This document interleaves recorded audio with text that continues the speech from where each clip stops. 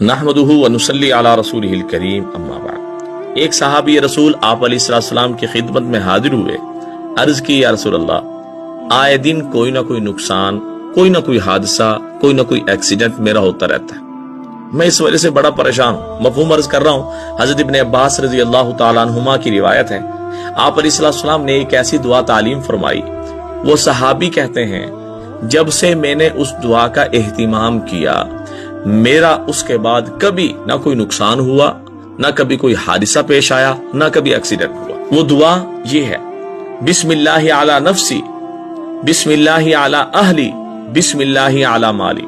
کیا مطلب کہ اے اللہ، یعنی گویا کہ جب بندہ یہ الفاظ پڑھتا ہے تو اپنے آپ کو، یعنی اپنی جان کو، اپنے مال کو اور اپنے گھر والوں کو اللہ کے پاس امانت رکھوا رہا ہوتا ہے۔